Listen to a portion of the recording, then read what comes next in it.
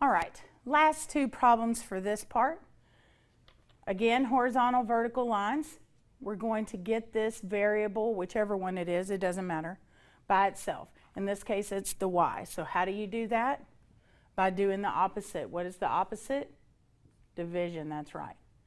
So we're going to do division, and I'm going to get 1y is equal to a negative divided by negative is a positive. So I get y is equal to 6. Y equals horizontal line, horizon. So I'm going to start at the origin, and I'm going to go up to y equals 6. 1, 2, 3, 4, 5, 6. Stick my first point.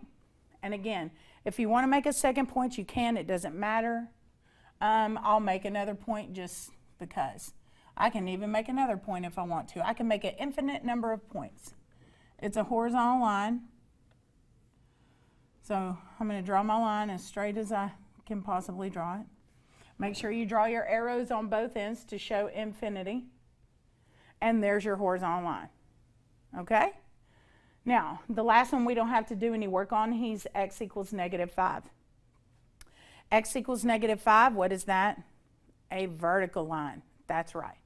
So if that's a vertical line, we're going to start at the origin. Now I'm going to count to the left, negative 5. 1, 2, 3, 4, 5. And I'm going to stick my point right here. And again, if you want to make extra points, you can. If you don't want to, you don't have to.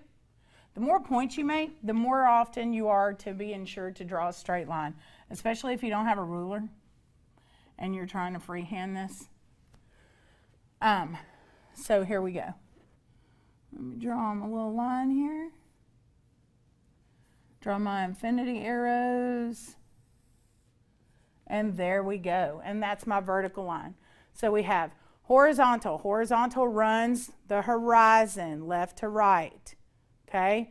Vertical lines go up and down, up and down. Horizontal, vertical. Then you have diagonal lines. We haven't graphed those yet, but we're fixing to. So diagonal lines can either slant uphill or downhill, depending on if it has positive or negative slope. We're going to talk about slope a little bit later as well. So come back and we're going to get really deep into this graphing lines business, okay? See you later.